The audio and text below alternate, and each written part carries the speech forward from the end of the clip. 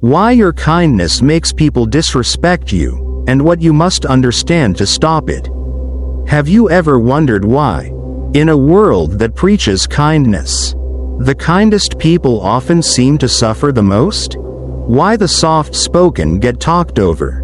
Why the generous are taken for granted? Why those who lead with their hearts are often left heartbroken? It's one of life's quietest tragedies, yet one of its most persistent truths. You try to be kind, thinking it will be reciprocated. You speak gently, hoping to de-escalate tension. You forgive quickly, not because it's easy, but because peace matters more to you than pride. And yet, your kindness is misread as weakness. Your patience mistaken for submission. Your silence viewed not as composure, but as incapacity. We're taught from a young age to be nice, to turn the other cheek, to always take the high road.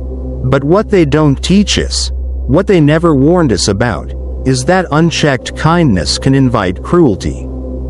It can summon wolves. The hidden cost of being too kind. Picture this. A kind person, offering help with no agenda. They step in. They give more than they take. They forgive without holding a grudge. But instead of appreciation, they are met with disrespect. Why? Because in a world where many are ruled by impulse and ego, those who cannot govern themselves will try to govern others.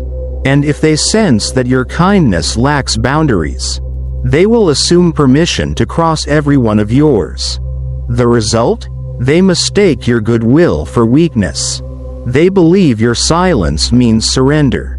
They interpret your calm as fear. But here's the truth you must reclaim. You are not weak. You are not afraid. You are not passive. You are in control. You are someone who has chosen self-command over chaos. And that choice, it's not just powerful, it's noble. When kindness becomes self-betrayal. Marcus Aurelius once wrote, "A man should be upright, not be kept upright." Think about that. It means we must not only stand, but stand on our own, with principles that do not bend to pressure, no matter how gentle or loud it is.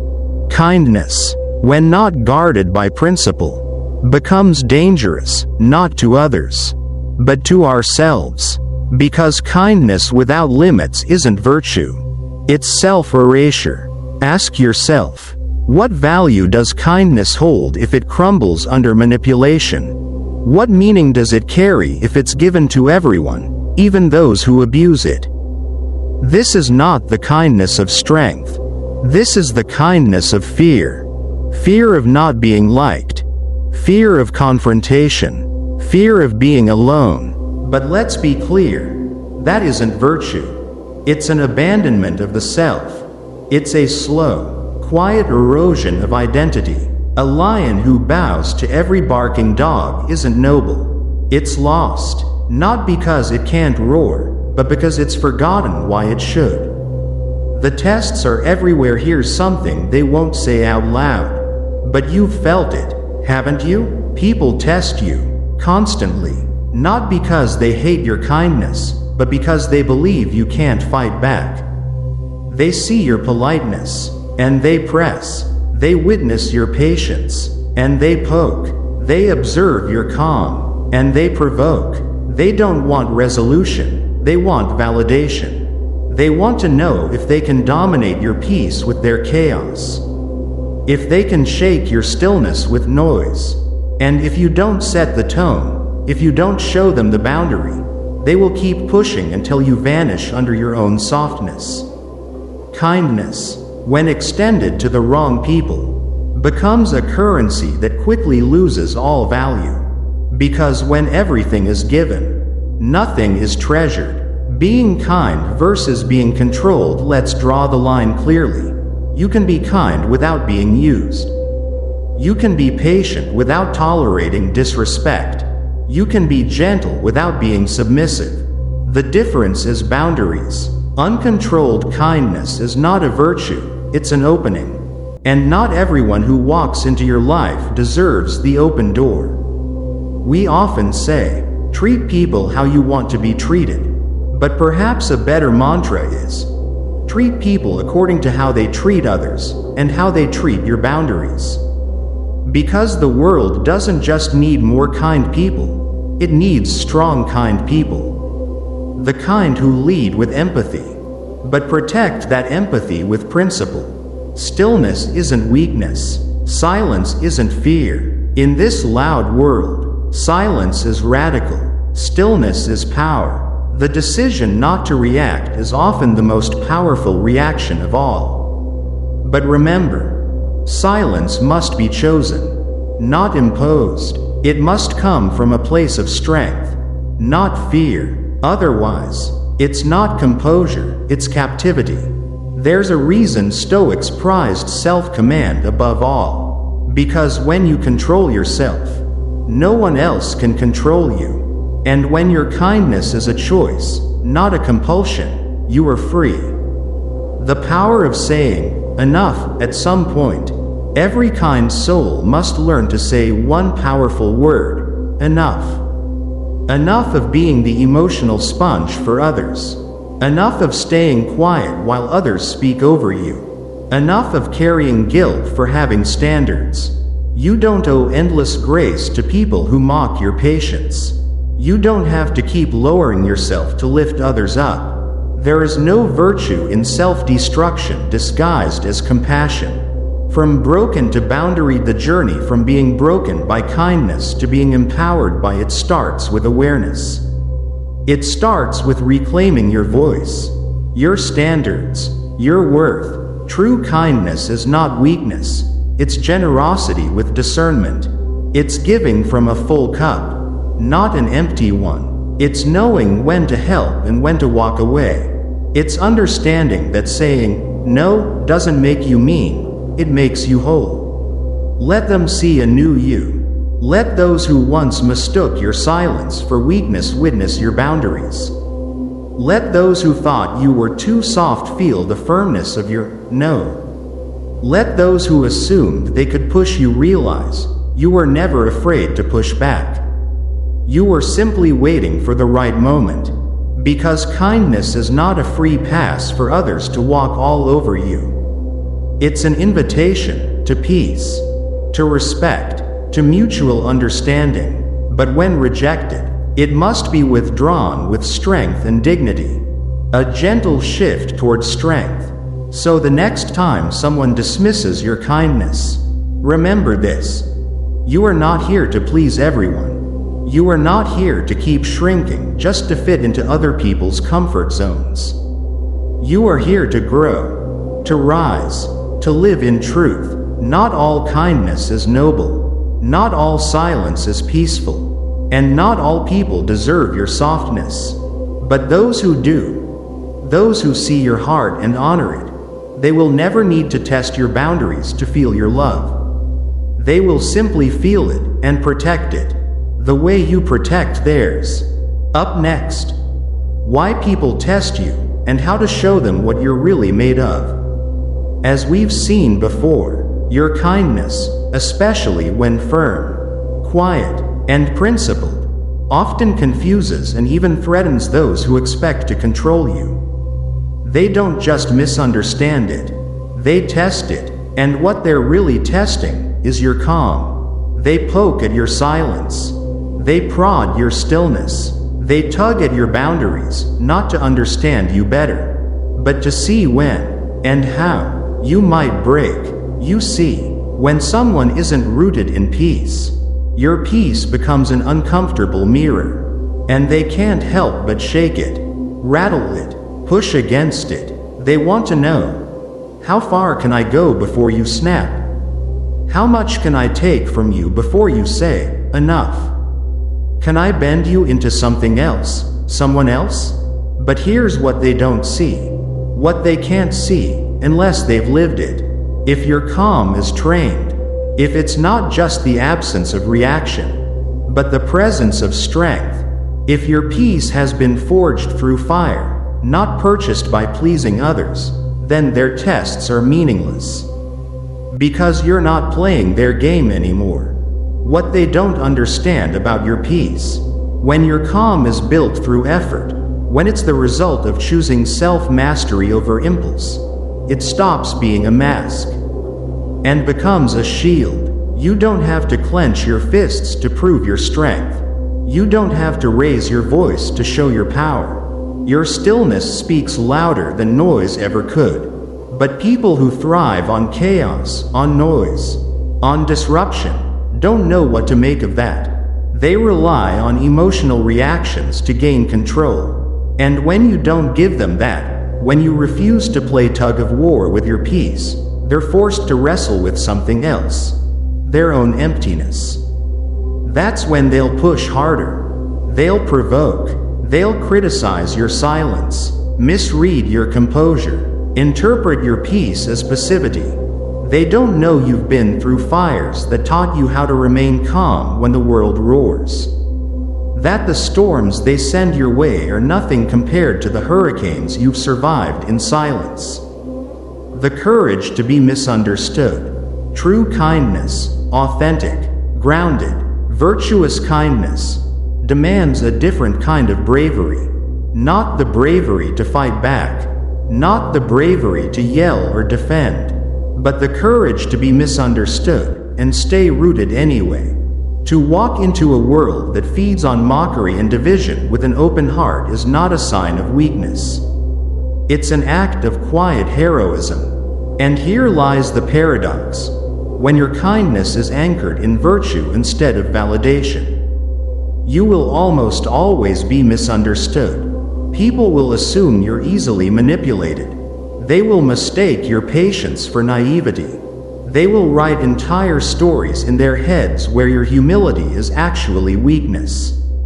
And you know what? You must let them. Let them misunderstand you. And remain unshaken. There's a timeless quote from Epictetus that cuts through this noise like a blade through fog. If anyone tells you that a certain person speaks ill of you, do not make excuses about what is said of you. Instead, answer, "He was ignorant of my other faults, else he would not have mentioned only these."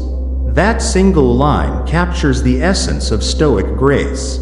You don't need to rush to correct the lies others believe about you. You don't have to chase down rumors to set the record straight. You don't have to waste your energy explaining your intentions to people who are committed to misunderstanding them.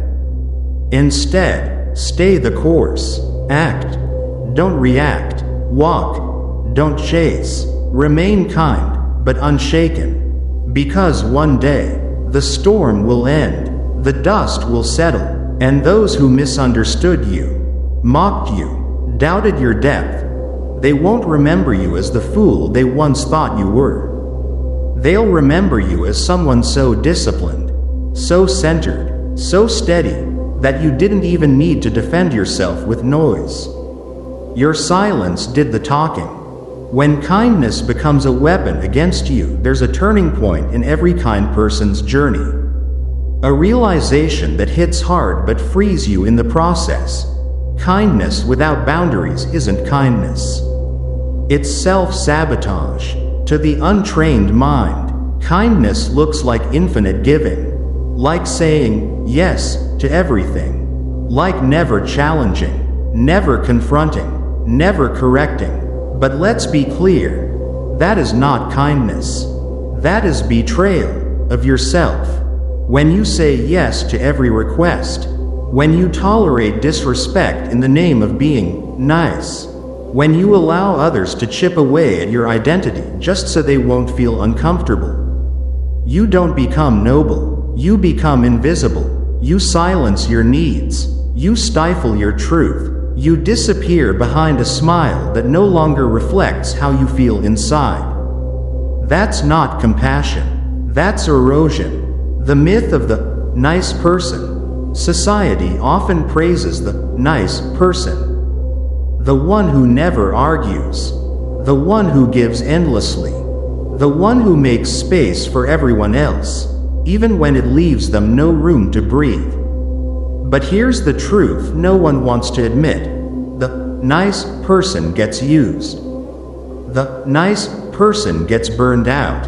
The nice person ends up alone, wondering why no one ever showed up for them the way they showed up for everyone else. Why? Because when kindness is offered without limits, without discernment, it stops being a gift and becomes a tool for exploitation. And those who have no boundaries end up being the ones most disrespected. Kindness with strength isn't harsh, it's just honest. Let's be clear, putting up boundaries doesn't make you cold. Saying no doesn't make you mean. Refusing to tolerate abuse doesn't make you harsh. It makes you whole. True kindness is not about being a doormat. It's about being a doorway to healing, but only for those who come with respect. You can still offer help, but not at the cost of your peace. You can still forgive, but not forget lessons meant to protect you. You can still love, but not lower yourself for someone who refuses to rise. Stand tall in the fire. In the end, every test you face is really asking one thing. Do you know your worth? Because if you do, you'll stop bending for people who never intended to bend for you. You'll stop silencing your truth just to avoid making someone else uncomfortable. You'll stop saying yes when your soul is crying out no. Kindness must come with a spine. Peace must come with principle. Compassion must come with courage. And when you live this way, rooted, calm, strong, you won't need to convince anyone of your worth. Your presence will speak for itself.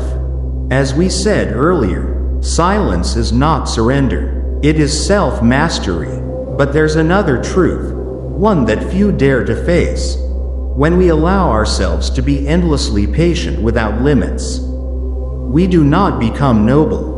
We become a fading shadow of who we were meant to be. We lose our identity, bit by bit, not through what we do, but through what we allow, through the things we let slide, the boundaries we let others step over. We become a weaker, distorted version of ourselves, not because others have hurt us, but because we failed to rise up and protect what is ours to guard. The Stoic philosopher Seneca once warned, "A man who suffers before it is necessary suffers more than is necessary." Such a simple sentence, yet it cuts deep. How many times have we suffered in silence? Not because we had to, but because we were afraid to disappoint someone, afraid of conflict, afraid of not being seen as nice. We can extend grace, yes, but we are not obligated to bleed for those who thrive on our silence.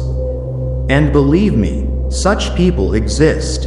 They don't want truth. They want someone who won't fight back. And if we keep quiet, they will keep crossing lines without guilt, without pause. Remember this: boundaries are not cruelty. They are the foundation of self-respect. They are like the sacred walls of a temple, not to shut others out, but to protect what is holy within. When we set a boundary, we are sending a clear message. This is how I want to be treated. This is the line you should not cross. And if someone cannot respect that, then the problem isn't you. Kindness without strength is not kindness at all. It is submission. It is surrender, wrapped in a polite disguise called tolerance. You cannot build an unshakable mind by trying to please everyone. You build it by protecting the sacred parts of yourself, your beliefs, your values, your dignity, and sometimes that means walking away, not with noise, not with blame, but with quiet dignity and unwavering self-worth. That's not weakness, that is power. We are not here to be liked. We are not here to make everyone feel comfortable.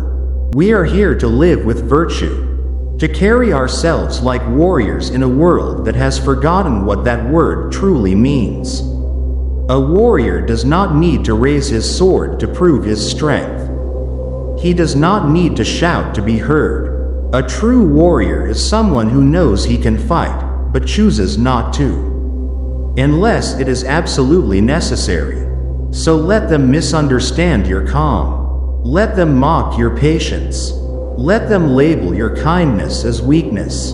Because one day, they will understand. They will realize that the kindest people are often the most dangerous. Not because they wish to harm, but because they've trained themselves not to, unless there is no other choice. And that, to those who've never learned self-control, is terrifying. They fear that silence, because they don't know what lies behind it. They fear that stillness, because they've never witnessed the power that hides behind a calm face. You see, true kindness isn't about how much you can endure. It's about choosing not to retaliate, even when you're more than capable of doing so. You don't need to be the person everyone loves. You just need to be the person you yourself can respect. And then, when you choose to walk away in silence, not because you don't know how to fight back, but because you understand what's truly worth preserving, you're demonstrating a strength not everyone can grasp. It's composure. It's the power of someone who masters their own emotions. It's the courage of a person who refuses to let a fleeting feeling destroy a lifetime of character.